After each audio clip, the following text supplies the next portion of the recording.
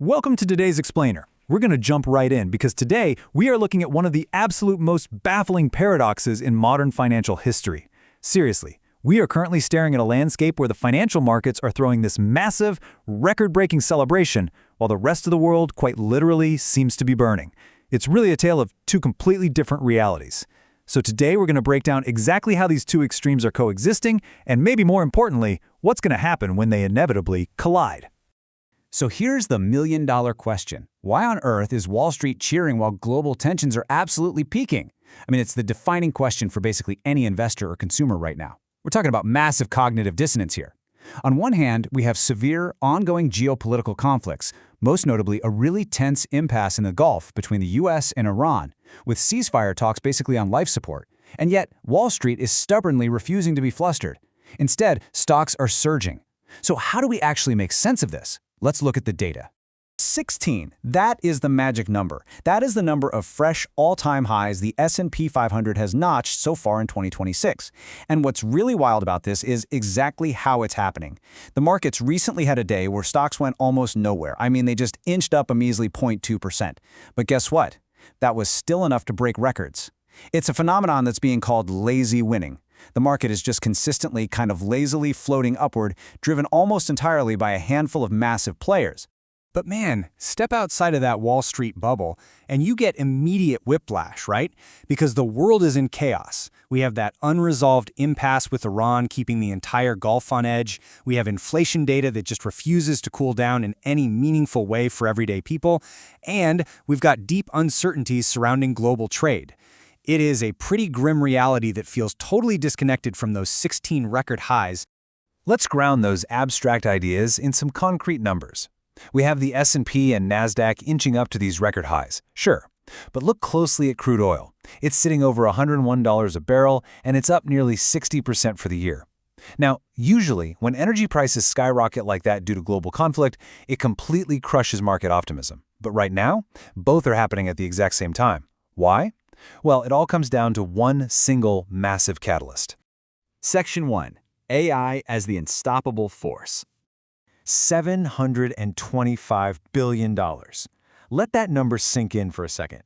That is the staggering amount of capital spending planned by big tech this year alone. And what are they actually buying with all that cash? Mostly artificial intelligence chips. They are literally building the underlying physical architecture for the next era of computing. And as you can imagine, it requires an absolute ocean of cash. And that ocean of cash is pooling among the big four cloud providers: Microsoft, Meta, Alphabet, and Amazon. They are the ones collectively dumping that $725 billion into the system.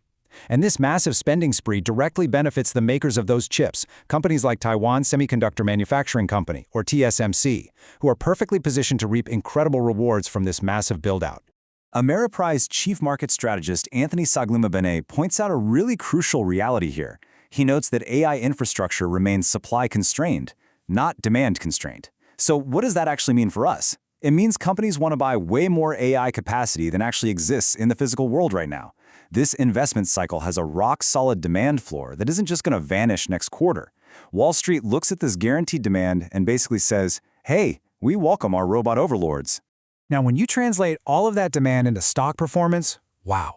The PHLX Semiconductor Index, the SOX, has surged more than 55% from its low, and it's pulling everything related to it upward. The rally has really broadened out from just chip makers like NVIDIA and Intel to optical networking providers like Lumentum. They saw their share surge over 16% recently. The semiconductor index is just vastly outperforming the broader NASDAQ and S&P 500. But hold on a second, because here is where the plot thickens. We have to weigh this fragile, perfection-priced AI windfall against the creeping villains of global politics. The semiconductor sector is currently priced for absolute perfection. Any slight hiccup, I mean literally even just a rumor of an AI windfall tax overseas, can spark a massive sell-off. And there are huge geopolitical events looming that could provide a lot more than just a slight hiccup. Which brings us to Section 2, the Trump-Xi Summit, a crucial tech meeting.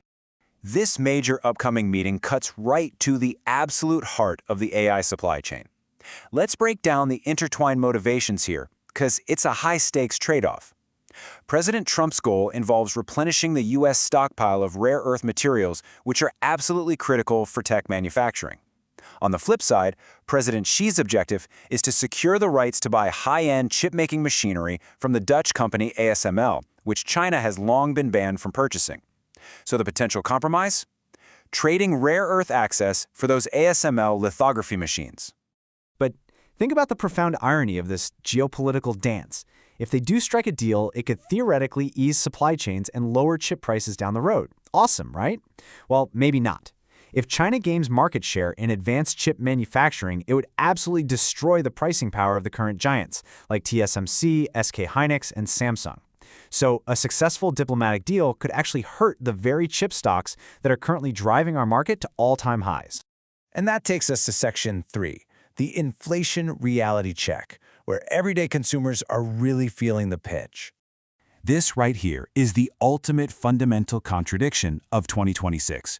You've got corporate success pushing markets to record highs on one side and rising energy costs squeezing the absolute life out of consumers on the other. A 60% surge in crude oil means it costs more to move goods, to fly, to commute to work. It feeds directly into the inflation cycle. And that squeeze leads us directly to this alarming number, 3.7%. That is the forecasted year-over-year consumer price index increase. If that holds, analysts are warning that this year's inflation narrative might start looking a whole lot more like the painful peaks of 2022 rather than the nice disinflation story the markets have been trying to tell themselves recently. Connecting this data directly to the real world, the picture gets pretty clear. We see data center construction driving copper prices up 40% year over year.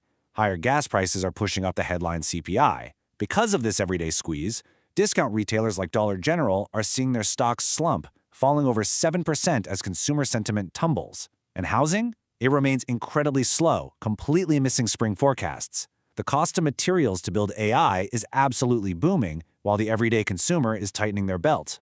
Finally, Section 4, Echoes of the dot-com era. Are we looking at a revolution or a bubble? Check out this powerful insight from veteran fund manager Dan Niles. He was actually covering chip stocks way back during the dot-com boom.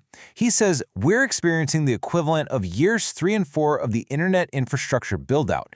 With the rise of agentic AI, think about the massive leap forward we just saw with the OpenClaw bot. CPU and GPU demand has completely exploded.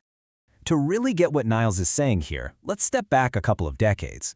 A lot of analysts right now are terrified we are in 1999, the year of parabolic, frenzied tech speculation right before the massive crash. But Niles argues we are actually much closer to 1997. The build-out is still early. So, while chip stocks might seem pretty stretched right now on a short-term basis, from a long-term perspective, companies like Intel might just be returning to their fundamental values as they build the actual pipes and plumbing of the new AI internet.